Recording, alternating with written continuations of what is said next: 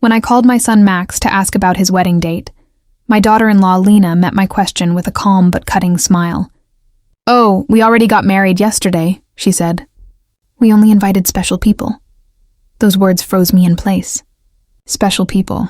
For 3 years, I had been paying their $500 monthly rent, furnishing their home, and stocking their fridge when they had nothing to eat. Yet I wasn't one of the special people. I stood in my own living room, the phone heavy in my hand, watching my son avoid eye contact while Lena relaxed on the sofa I had bought for them. In my closet hung the pale pink dress I'd carefully chosen for her wedding, now useless, along with the matching shoes and the hope of being part of my only child's most important day. I had spent $200 on that dress, imagining how I would look in Max's wedding photos I'd never appear in. For weeks I had planned every detail. I had saved $1,000 to give them as a wedding gift. I had called my sister Diana in Chicago to share the joyful news. I had scrubbed every corner of my house, expecting they might stop by to celebrate after the ceremony. But all of that disappeared in a moment, crushed by those 4 cruel words. Only special people. Max finally looked up and said, with a voice that sounded practiced, "Mom, it was a small private ceremony, just us and the witnesses." But I knew he wasn't telling the truth.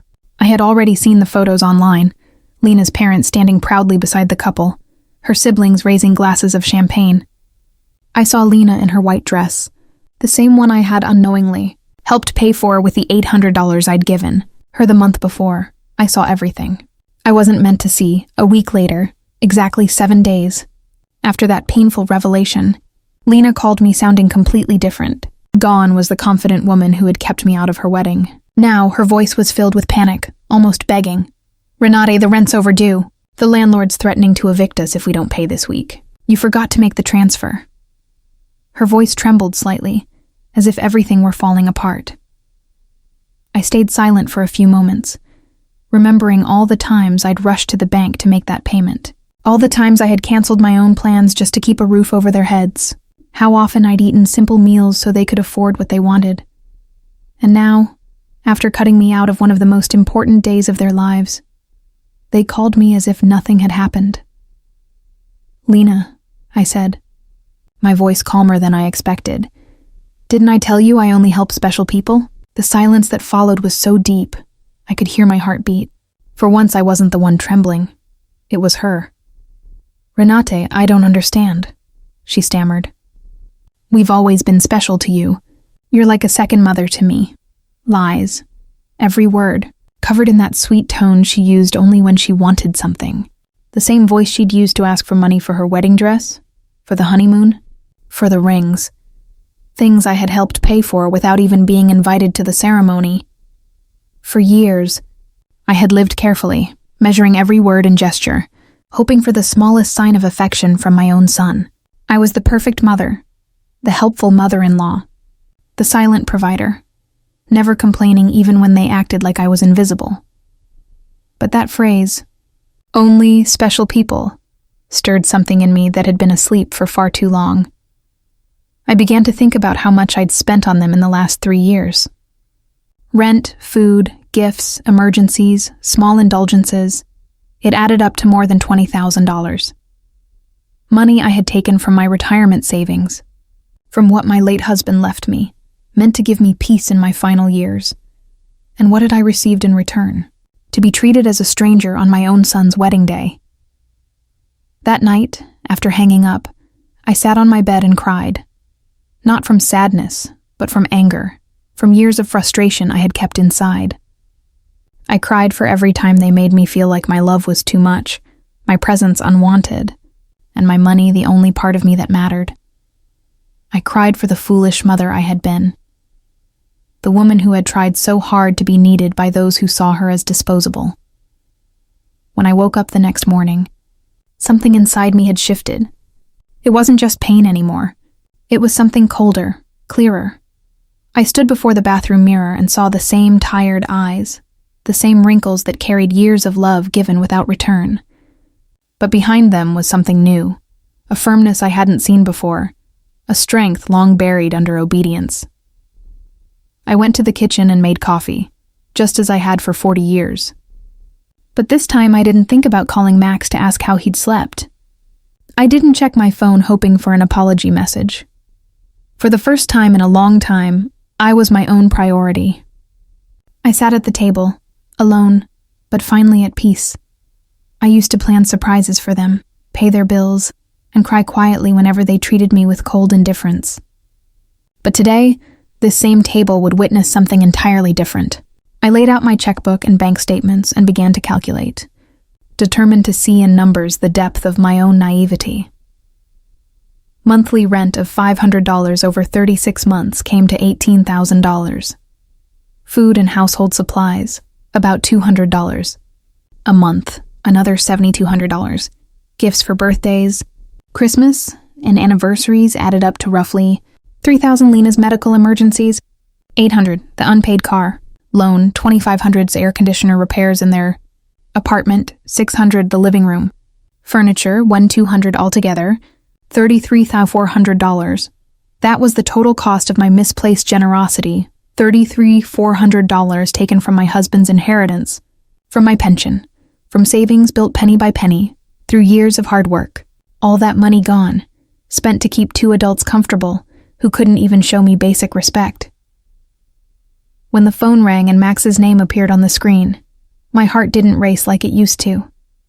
I didn't rush to answer, hoping for an apology or some explanation.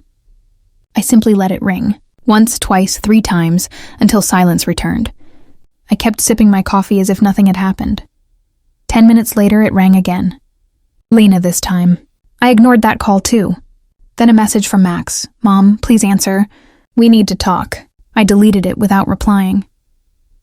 By 2 p.m., I decided to go for a walk, something I hadn't done in months without a purpose tied to them. Usually it was errands, the bank for transfers, the supermarket for their groceries, or the pharmacy for Lena's medicine.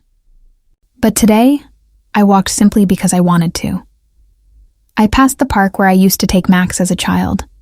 I could still picture that sweet little boy who'd hug me tightly and say I was the best mom in the world. When had that boy turned into a man who treated me like an ATM with emotions? When had I started confusing love with money? When did I begin believing I had to buy my own son's affection? At the bank, where I'd made countless transfers for them.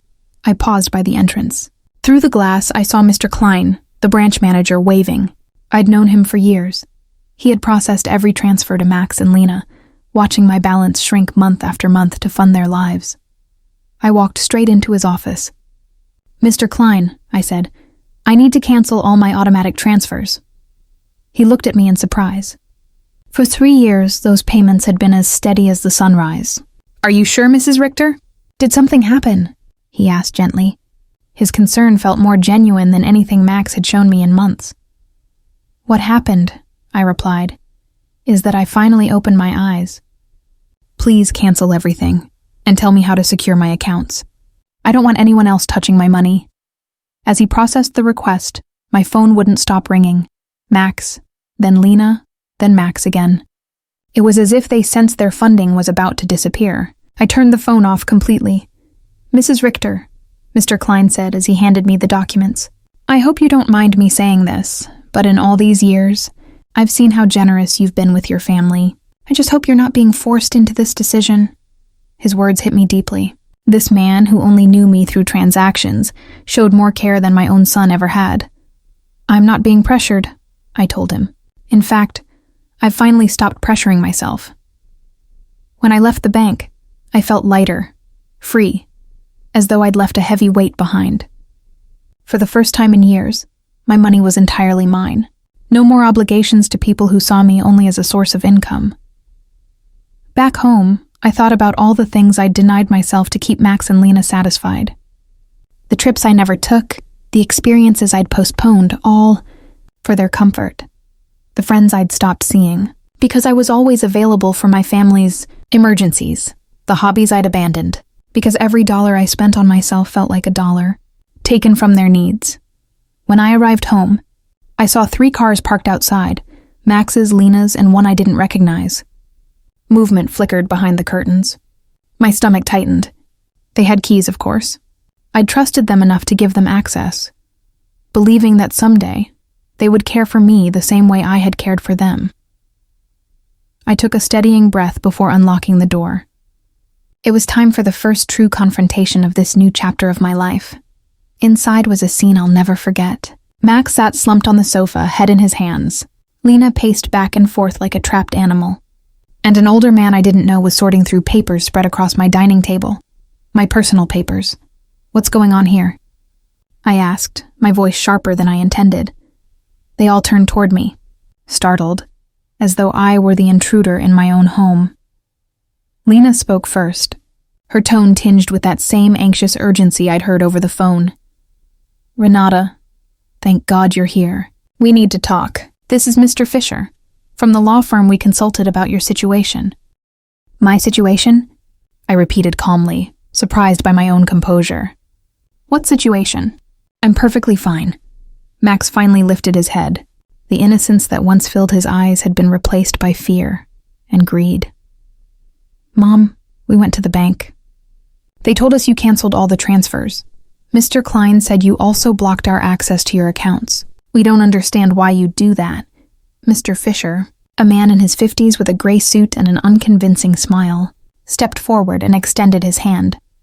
"Mrs. Richter, I'm Dr. Fisher, a family law attorney. Your children are worried about your mental well-being and have asked me to evaluate the situation." I ignored his hand and went straight to the table, gathering my documents from under his nose. "These are private. You have no right to look at them without my permission." "Mom," Max said, using that condescending tone he had mastered over the years, "we're worried about you. Your behavior has been strange lately. You cut us off financially without a word. You ignore our calls. We think you may need some help." Lena moved closer, reaching for my hand with the same false tenderness she always used when she wanted something. "Renata, sweetheart, you're under a lot of stress. Maybe the loneliness is affecting you more than you realize. At your age, confusion can be normal." That word, confusion, rang in my mind like an alarm. Now I understood why they had brought a lawyer. They weren't here to help me. They wanted to declare me mentally unfit and seize control of my finances. The same daughter-in-law who once told me their wedding was for special guests only was now treating me like a senile old woman. "I am not confused," I said firmly, my voice cutting through the tension. "I'm thinking more clearly than I have in years, and you are all going to leave my house. Now." Mr. Fisher's professional tone returned, smooth and deliberate. "Mrs. Richter, I understand this is difficult, but your children are legally entitled to intervene if they believe your financial decision-making is impaired. They've documented several concerning behaviors." "Concerning behaviors?" I laughed bitterly. "You mean deciding that my money is mine? Choosing not to fund the lives of two grown adults who treat me like a burden?" Lena recoiled as if I'd slapped her. "We never treated you badly. You're family. Everything you have will belong to us one day anyway. We're just speeding up the process." And there it was. The truth, bare and unapologetic. Everything I owned would one day be theirs. Narrator. In my own head I felt already gone, as if they'd started collecting an inheritance early. It didn't matter whether I had 70 years or 70 days left. To them I had become an ATM with legs that had become inconvenient. I pointed to the door. "Out. All three of you. Get out of my house." Max stood, his face folding into that petulant, angry look he gets when he doesn't get his way. "Mom, we can't just leave. We have obligations. The rent, the car payments, the credit card you co-signed for. You can't cut us off overnight." I raised my voice for the first time in the conversation. "Who says I can't? For years I paid rent on places that weren't even in my name. I stocked a refrigerator in a house where I wasn't welcome. I financed a life that clearly had no place for me." Mr. Fisher removed a folder from his briefcase and set it on my table. "Mrs. Richter, we've prepared documents that could make this transition smoother. A power of attorney so Max and Lena can manage your finances temporarily until you recover." I took the folder and, without opening it, tossed it straight into the trash. "The only transition happening here is yours, to the front door." Lena began to cry, but the sound was not pure sorrow. It was frustration and contained anger. "You can't do this to us, Renaid. We were counting on you. We made plans based on your support. We bought things. We took financial obligations because we expected you to cover them. Obligations based on my money, I replied. Not on my well-being, my happiness, or my company. Only my money. Now that I choose to use my money for my own life, suddenly I'm a confused old woman in need of guardianship. Max tried to come closer. I stepped back. He was no longer the child who ran into my arms after nightmares. He was a 35-year-old who saw his mother as an obstacle between him and a comfortable life paid for by others. Mom, we made mistakes, he said, trying for contrition. The wedding, it was a misunderstanding. Lena was nervous. I was under pressure. We can fix this if you just become reasonable again. The word reasonable tasted bitter. Being reasonable would mean continuing to pay for their lives while they treated me like a stranger. It would mean pretending it didn't hurt to be excluded from my only son's most important day. Mr. Fisher began filing his papers with the practiced efficiency of someone used to proposals being rejected. Mrs. Richter, this is not necessarily over. Your family has legal options. If you are making irrational decisions due to mental health issues, a judge could determine you need guardianship. His words landed like a blow. I realized this visit wasn't merely manipulative. It carried real legal threat. They were trying to declare me incompetent to manage my affairs. I looked him squarely in the eye. Mr. Fisher, do your homework before you threaten a 71-year-old woman who has managed her finances responsibly for 40 years, who raised her son alone after her husband's death, who ran a household and worked honorably until retirement, and who until last week supported 2 fully capable adults. Lena stopped crying and turned cold. Her true face showed. This won't end like this, Renate. We have rights and lawyers. Perfect, I said. Hire all the lawyers you want. With your own money, of course. Mine is no longer available to finance your legal tantrums. They left with the wounded dignity of people who are unused to being told no. At the door, Max gave me one last look. Mom, this is going to end very badly for you. You're going to end up alone with no one to take care of you. When you really need it most, clarity has a strange way of finding you. Max, I said quietly, my voice filled with both sadness and certainty. I'm already alone. The difference is this time it's by my own decision, not because of your neglect. As I closed the door behind them, I stood still in my living room, surrounded by the calmest silence I had heard in years, the silence of freedom. That night, I couldn't sleep. Not from grief or regret, but from the rush of taking back control of my life. I lay awake, planning my next steps with the precision of a strategist preparing for a campaign. If Max and Lena wanted a fight, I would give them one, not through anger, but through reason. By 6 a.m, I was already dressed and ready. My first stop was the office of attorney Mr. Weber, a man I'd met years ago while handling my husband's will. Unlike Mr. Pfizer, the lawyer my children had hired, Mr. Weber had an impeccable reputation, particularly for protecting the rights of older adults. After hearing my story, he nodded and said, Mrs. Richter, what your children did yesterday happens more often than you'd think. It's called elder financial abuse, and it's a federal crime. Entering your home without consent and going through private documents also violates the law. His words both reassured and alarmed me. Reassured, because I knew I wasn't imagining things, and alarmed, because I now understood how serious the situation truly was. We must document everything, Mr. Weber continued. Every transfer, every gift, every time they pressured you for money. We'll also revise your will to safeguard your estate from any future manipulation. We spent 3 hours reviewing my financial records. Mr. Weber whistled softly when he saw the totals. $3,400 over 3 years. Mrs. Richter, he said, you could have lived comfortably, traveled, and enjoyed your retirement. Instead, you funded 2 adults who didn't even respect you enough to invite you to their wedding. When I left his office, I had a clear plan. First, I would change every lock in my house. Second, I'd install a full security system with cameras. Third, I'd open a new bank account at a different branch, one they didn't know. And finally, I would begin the life I'd put on hold for far too long. My next stop was the hardware store. The owner, Mr. Summer, knew me well. I'd spent years buying supplies to fix Max and Lena's apartment. This time things were different. Mrs. Richter, he said, surprised. Another emergency with your son? Not this time, Mr. Summer, I replied. This time it's for my own home. I need to replace every lock, and I want the best quality ones. He looked curious but didn't ask questions. While I was choosing the locks, his son Ethan, who installed security systems, came in. It felt like fate. Ethan, I said, I also need surveillance cameras. A full system. Cost doesn't matter. They scheduled the installation for the next day, but while they were preparing, my phone rang. An unknown number. It was Lena calling from someone else's phone since I had blocked hers. Renata, please don't hang up. We need to talk like adults, she began. Go ahead, I said flatly. Look, I know you're angry about the wedding.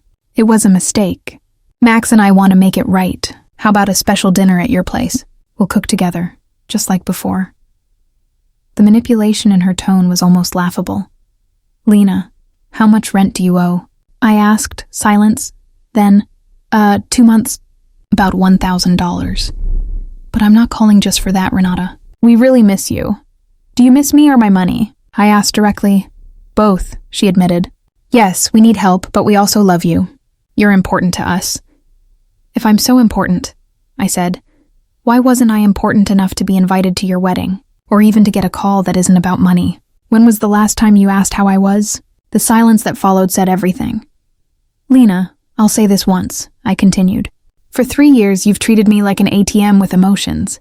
You used me, ignored me, humiliated me, and finally disrespected me completely.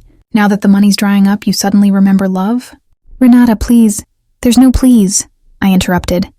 You made your choice when you excluded me. Now I'm making mine. I hung up and switched off the phone. I wanted no interruptions on my first day of true independence. That afternoon, I went to the beauty salon I hadn't visited in over a year. I used to cancel appointments because Max or Lena always needed something, or because the money I saved for myself became their emergency fund.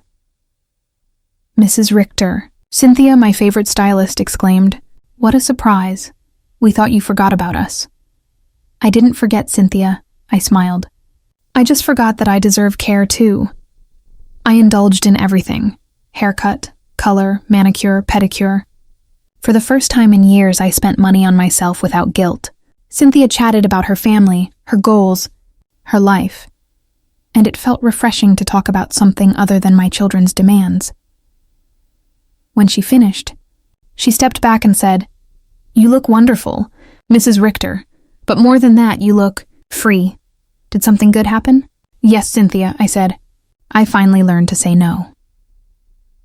As I drove home later that day, I noticed a car parked outside that I didn't recognize. My heart raced briefly. Had Max and Lena come back? But as I got closer, I saw an older woman sitting on my porch steps. "Mrs. Richter?" she called out. "Yes, that's me. Can I help you?" "I'm Eleanor Brooks, your neighbor. We've lived next door for years but never met properly. Yesterday, I heard shouting from your house and got worried. Is everything all right?" Her genuine concern touched me deeply. A stranger showing more care than my own children. "Come in, Mrs. Brooks," I said. "Let me make you some coffee. I have a story you won't believe." As we sat in my kitchen, I told her everything. She listened quietly, nodding now and then, her eyes soft with empathy. When I finished, she looked at me with tears in her eyes. "Mrs. Richter," she said, "you did the right thing. I went through something similar with my daughter 5 years ago. I thought it was my duty to keep helping her, even when she stopped respecting me. What happened?" I asked. I finally stopped the money. It was awful at first. Threats, guilt trips, emotional blackmail. But after 6 months, she called and apologized sincerely. Now we have a real relationship, one built on respect, not dependence. Our relationship was built on love, not on money. Her words reassured me and confirmed that my choice had been the right one. "Do you think Max and Lena will ever understand?" I asked. "Maybe they will. Maybe they won't," she replied honestly. "But that's not your responsibility anymore. Mrs. Richter, your only duty now is to live your own life." That night, for the first time in 3 years, I went to bed without worrying whether Max and Lena had money for rent, food, or their desires. Instead, I thought about myself, my plans, my future, and I slept more peacefully than I had in years. The next morning at 8 Ethan and Mr. Summer arrived to change the locks and install a new security system. While they worked, my phone kept buzzing with calls from unknown numbers. Lena was still trying to reach me through different phones. But I had developed a new strength, the ability to ignore calls that no longer served me. "Mrs. Richter," Ethan said while adjusting the cameras. "This system will give you complete peace of mind. You'll be able to see who approaches your house from your phone, even when you're away. And if anyone enters without permission, the police will be alerted immediately."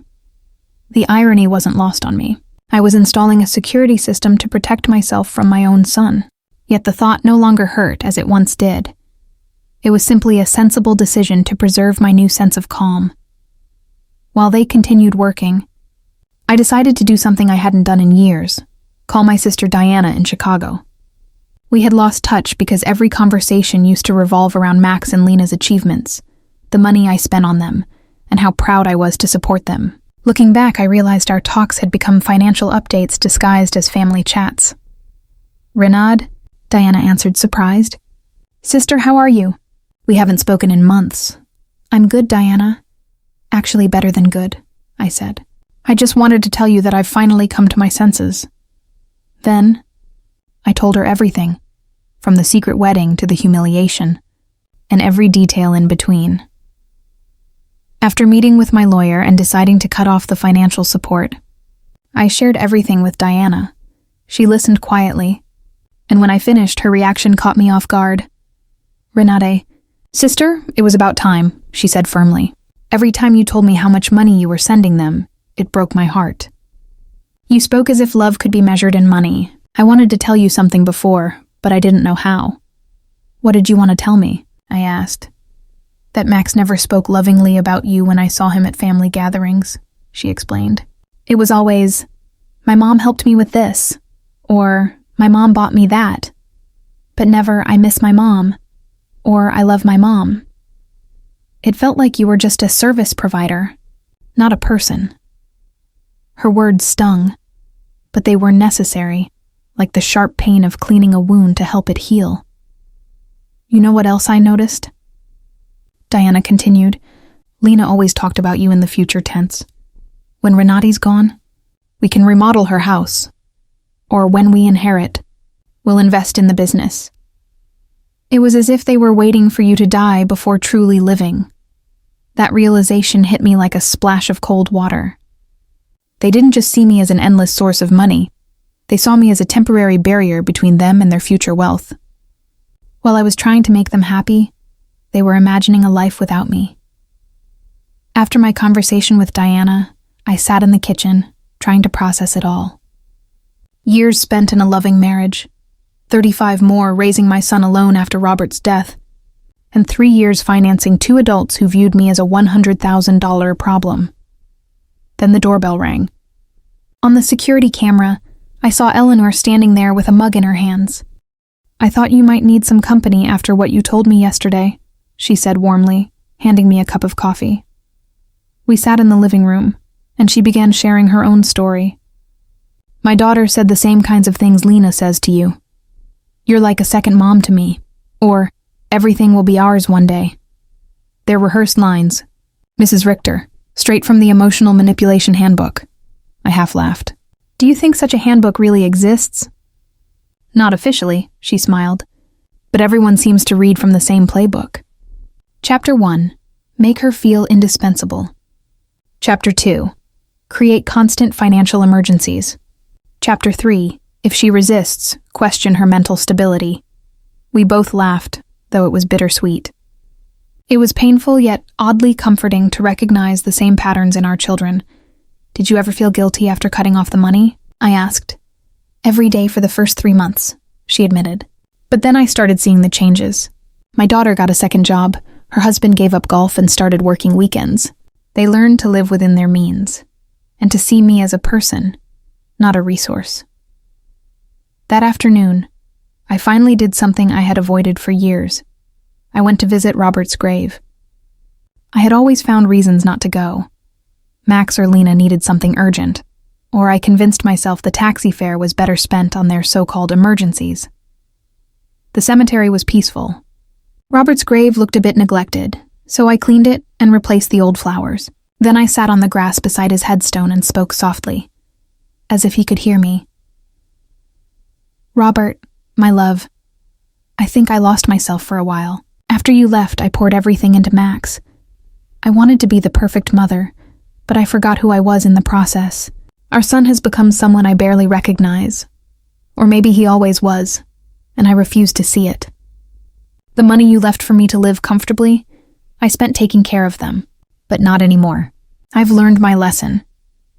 The wind rustled gently, and for a moment I felt like he was listening. I stayed there for another hour, just enjoying the quiet. For once, I wasn't rushing home to fix another crisis. When I finally returned, 3 cars were parked outside my house. My heart raced, but this time I was ready. Through the cameras, I saw Max, Lena, and 2 strangers, all agitated and pointing toward my house. I stayed in the car and called Mr. Weber, my lawyer. Mr. Weber, they're here again, with more people. What should I do? Don't get out of the car, Mrs. Richter, he replied calmly. I'll be there right away and call the police. The restraining order we discussed is active. They have no right to be on your property. Within minutes, Mr. Weber and 2 police cars arrived. I watched as the officers spoke to Max and Lena. My son was shouting, gesturing wildly. Lena was crying again, but this time her tears didn't move me. An officer came to my window. Ma'am, it's safe to step out now. They're leaving. As I got out, Max shouted from the street, Mom, this is ridiculous. We're your family. You can't call the police on your own son. I met his eyes, steady and calm. Family doesn't threaten to declare their mother mentally unfit. Family doesn't break into her home without permission. And family doesn't treat her like an ATM.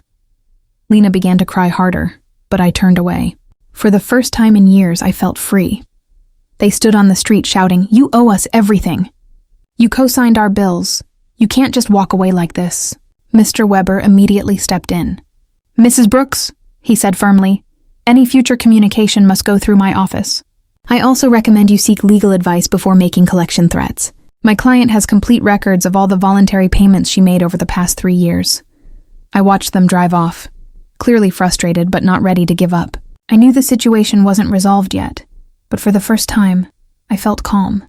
I had professional guidance, emotional support from Eleanor, and most importantly, a clear sense of what was right and wrong. That evening, Eleanor invited me to dinner at her home. I met her visiting daughter and witnessed what a healthy family truly looked like. They spoke with kindness, asked genuine questions about each other's lives, and shared laughter. Not once did her daughter ask for money. I want that kind of relationship with Max someday, I admitted to Eleanor after her daughter left. Maybe you will, she replied softly. But first, he needs to learn that you deserve respect, that you're not just a source of financial help. That night, I went to bed with hope for the first time in weeks. The following days were oddly quiet. The security cameras showed Max and Lena driving by my house repeatedly, sometimes slowing down, other times parking briefly without getting out. It seemed they were watching, waiting for an opportunity to act. Mr. Weber had told me to record each visit carefully. I kept a detailed log with the dates and times. Their persistence helps our case, he'd said. Every time they show up after being told not to, it strengthens our request for a permanent restraining order. On Friday morning, I was having breakfast when the doorbell rang. The cameras revealed a neatly dressed young woman holding a folder and wearing a professional smile. She didn't look familiar, but her posture made it clear this wasn't a friendly visit. Good morning, Mrs. Renati Richter, she said when I opened the door. I'm a social investigator from the Office of Senior Services. We received a report suggesting you might be in a high-risk situation, and I'm here to perform a wellness check. My heart sank. Max and Lena had taken things further. This was no longer about private threats. They had involved the authorities. May I see your ID? I asked, keeping my voice steady. Of course, she replied, showing a valid-looking official badge. I'm social worker Mrs. Schmidt. May I come in and speak with you? I allowed her in, realizing that refusing could complicate matters. Mrs. Schmidt sat in the living room, opened her folder, and began reading from a form. Mrs. Richter, We've received reports that you've recently made unusual financial decisions, cut off contact with your family, installed unnecessary security systems, and rejected medical and legal assistance from relatives. Every word was designed to portray me as unstable. I recognized Lena's influence, her skill at twisting language to fit her agenda. "Mrs. Schmidt," I said as calmly as I could, "I'd like to contact my lawyer before answering any questions." "Ma'am?" she replied. "This isn't an interrogation, it's simply a wellness check. If you have nothing to hide, there's no issue in talking."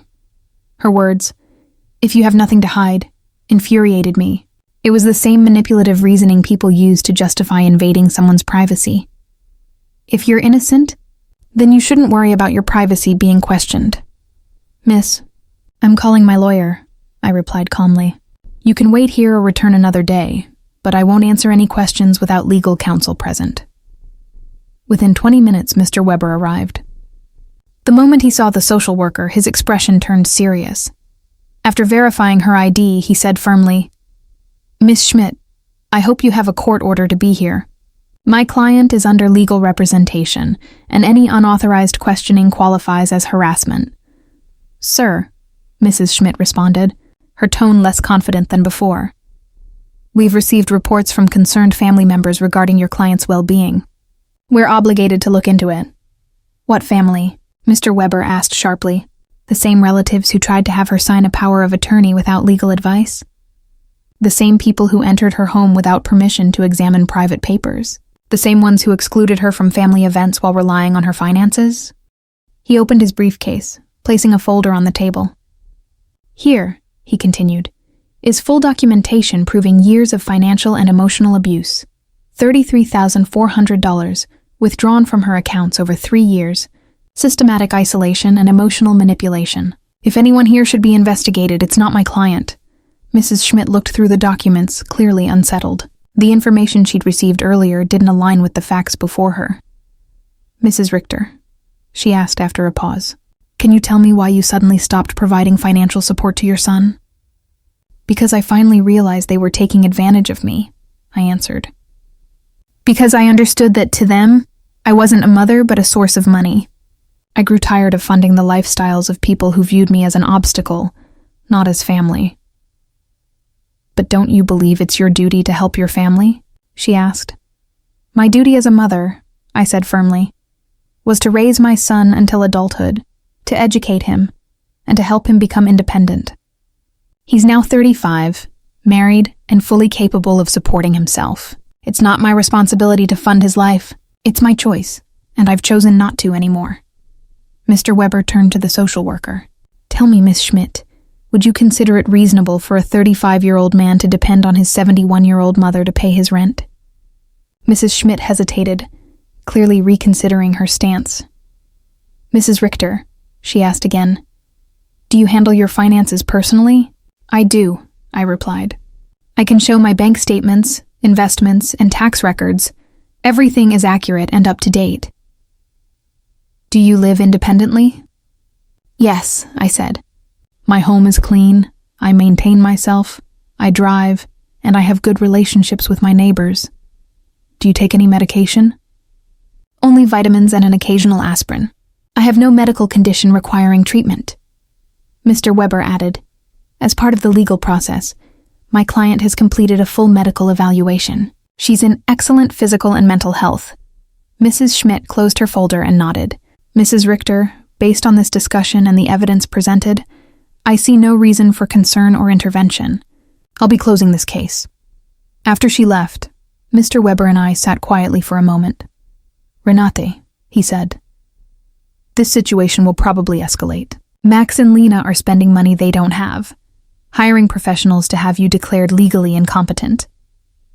"Does that mean they're desperate?" I asked. "Exactly. Their options are limited. They could file an incompetence claim. It's costly and hard to win. But if they find a sympathetic judge or a psychiatrist willing to support their case, they might get a guardian appointed." The thought frightened me. "They could try to control my finances. They might attempt it," he continued. "But we have strong proof that you're fully capable, and that their actions are driven by greed, not genuine concern." That afternoon, I called my sister, Diana, to share what had happened. "Do you realize," she said, "how far they're willing to go for money? They're risking family ties, wasting money on lawyers and doctors and ruining their reputations, all to access your bank account again." Her words stayed with me. Max and Lena had shown their true intentions completely. There was no room left for reconciliation. To them, I had never been a mother or a respected in-law, only a walking source of money. The truth hurt, but it also brought freedom. I no longer questioned whether I made the right choice. I no longer felt guilty for protecting myself. I felt guilty for defending myself. Their actions had shown me that my emotional and physical well-being mattered less to them than my money. That evening, Eleanor came by with a surprise. She'd invited her garden club friends to meet me. "Renate," she said as she introduced us, "these are my friends. Cynthia, you met her at the salon, Maria, Carmen, and Alfreda." They'd all faced similar struggles with abusive family members, and we spent the night exchanging stories. Maria had set boundaries with a brother who constantly demanded cash. Carmen had cut ties with a daughter who only showed up when she needed money. Alfreda had revised her will after discovering her grandchildren viewed her as their personal retirement plan. "What hurts most," I admitted, "isn't the money I lost. It's realizing the love I thought I had was never real." Alfreda, with the quiet wisdom of 80 years, replied, "True love can't be bought or sold. If you had to pay for it, it was never genuine." Her words struck deep. She was right. I had purchased attention, not love. I'd been funding an illusion. "Do you know what I've learned?" I asked the group. "Loneliness surrounded by people who don't care for you is worse than being alone." They laughed. We toasted to our new clarity, and for the first time in a long while I felt lighter. After everyone left, I sat in my garden and thought. The stars seemed brighter, or perhaps I simply saw them more clearly. For the first time as an adult, I was financially independent, no obligations to anyone but myself. Rather than frightening me, that freedom excited me. I could travel, renovate my house, buy nicer clothes, give to causes I cared about, and invest in my future instead of supporting ungrateful relatives. Freedom tasted like hope, and for the first time in years I started planning forward. A month after the psychiatrist's visit, I believed I'd won a hard battle. I'd settled into a calm routine, a quiet breakfast with the paper, tending the garden, lunch with Eleanor or a friend, and afternoons spent on things I'd abandoned, like painting. I'd taken up my brushes again, something I loved before I became Max and Lena's personal financier. Then, on a Thursday morning while I was painting flowers at my new easel, Mr. Weber arrived with a grim face that chilled me. "Renate, we need to talk. Max and Lena have filed a formal lawsuit in family court, seeking to have you declared mentally incompetent and a guardian appointed." The words hit me like stones. I'd known it was a risk, but hearing it made it real. "Can they take control of my money?" I asked. "If a judge finds you unable to manage your affairs, yes," he said. "They could appoint Max as your guardian, giving him control of your finances." I sank onto the sofa, weighed down by the deepest betrayal I'd ever felt. My own son trying to have me legally declared incompetent to seize my assets. "What evidence do they have?" I asked.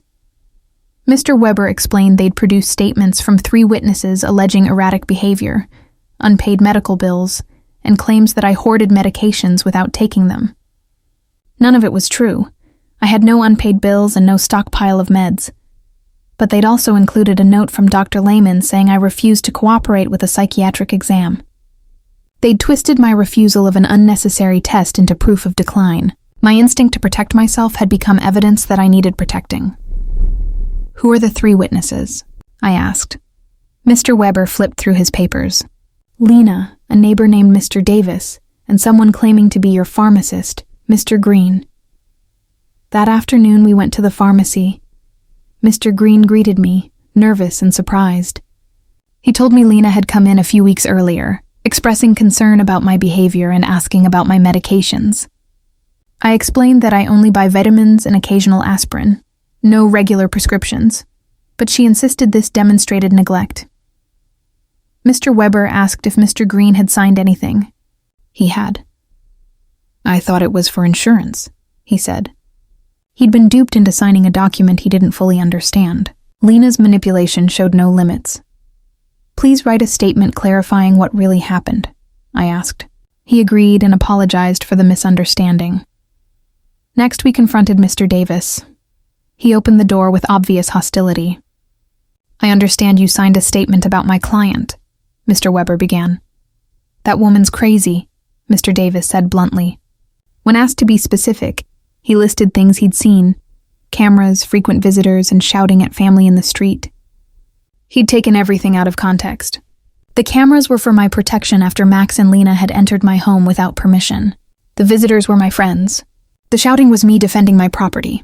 But Mr. Davis wasn't interested in motives, just a convenient narrative. His statement relied on superficial observations twisted maliciously. That evening, Mr. Weber and I planned our defense.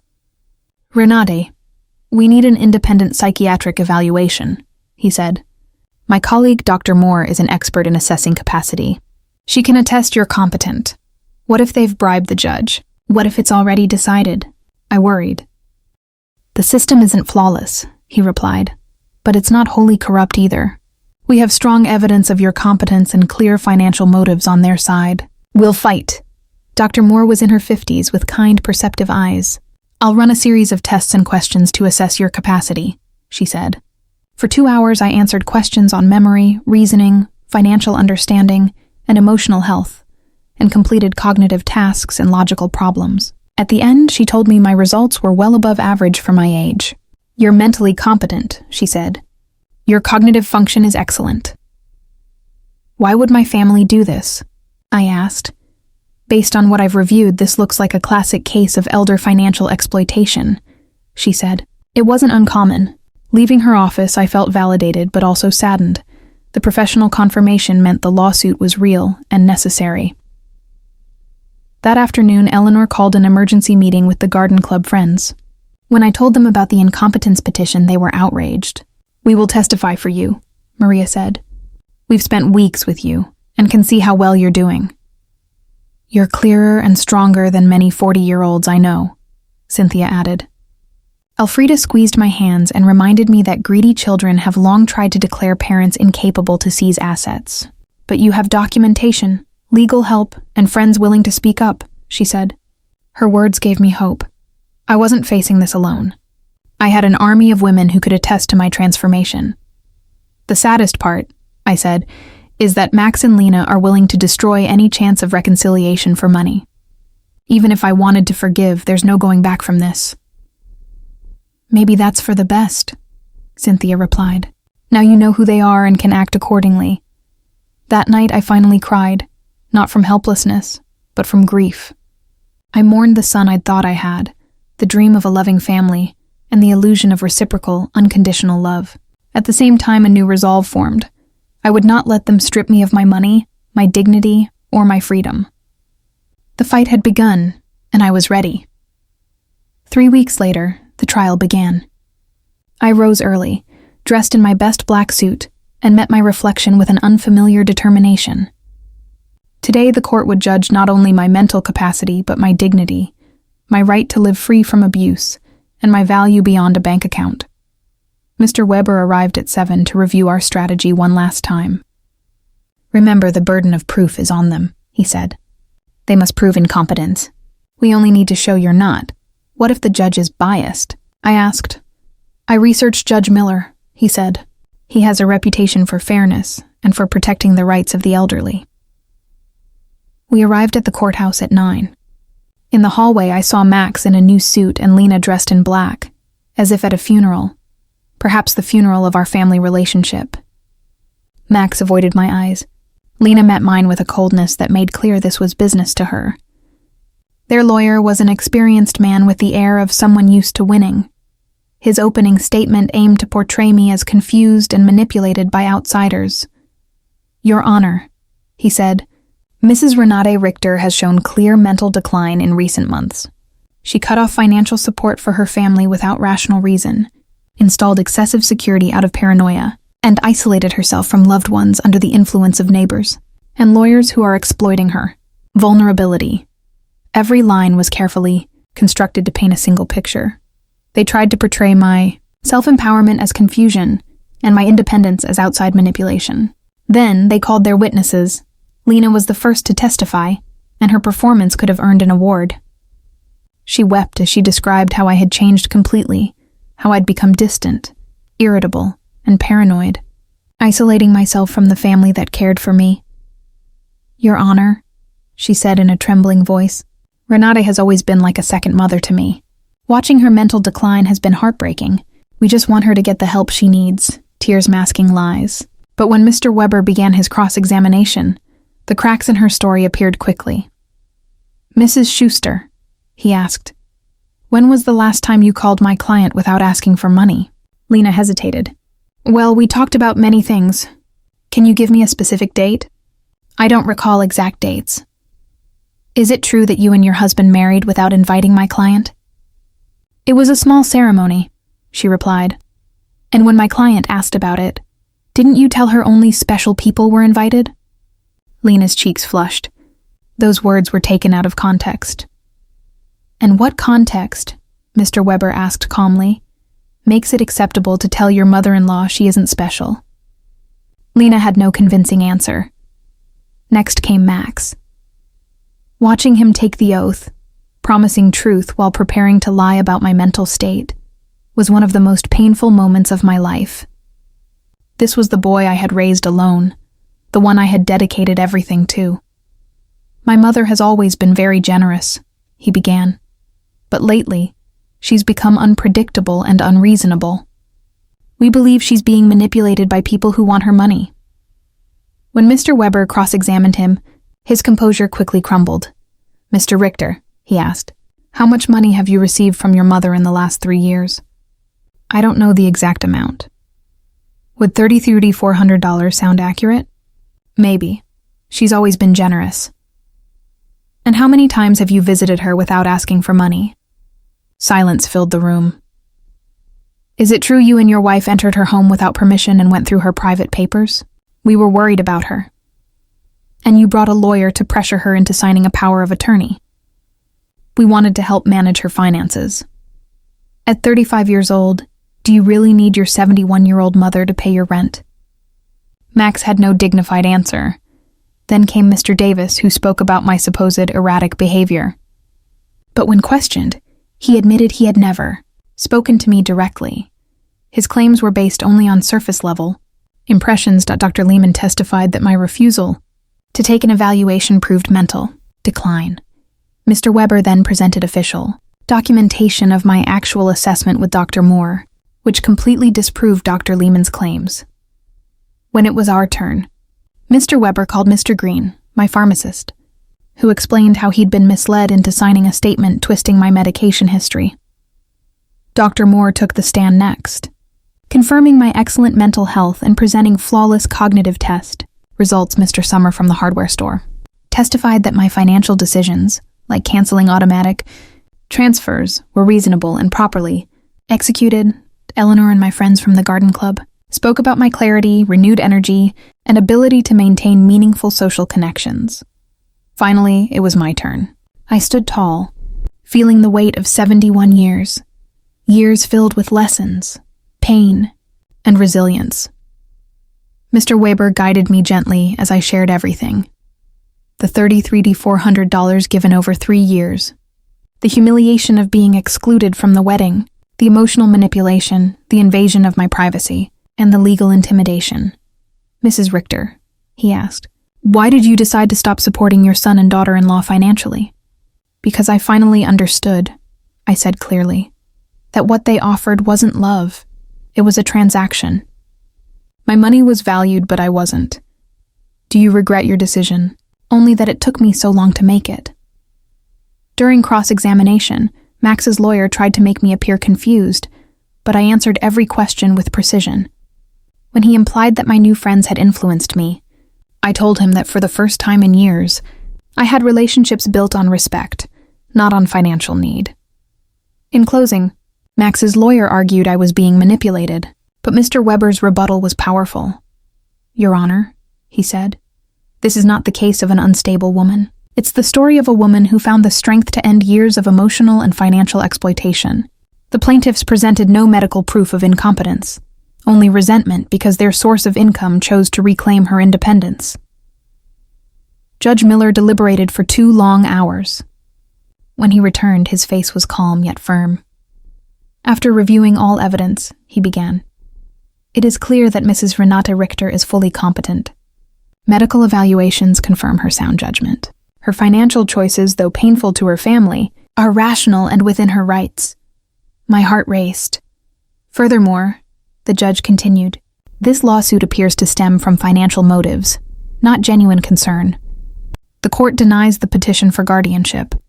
I had won, not just the case, but my dignity and freedom. Outside the courtroom, I saw Max and Lena arguing with their lawyer. Lena shot me a glare filled with hatred before storming off. Max looked back once.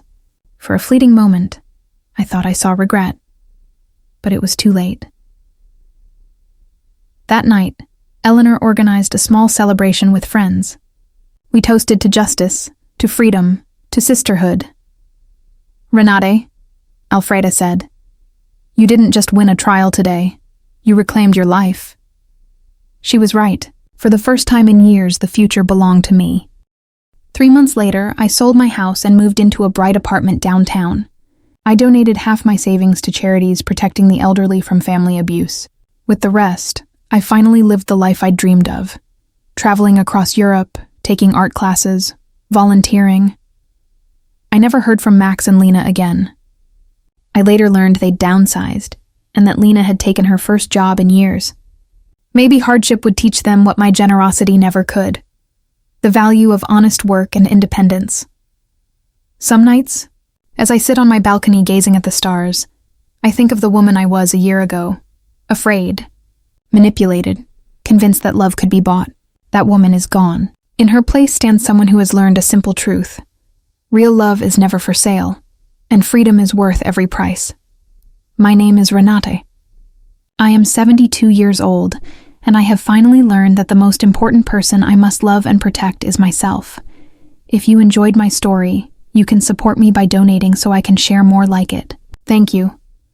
What would you do if you were in this person's situation? I'd love to know your thoughts, so feel free to share them in the comments. I'm always interested in hearing your perspectives, and let me know where you first came across this story.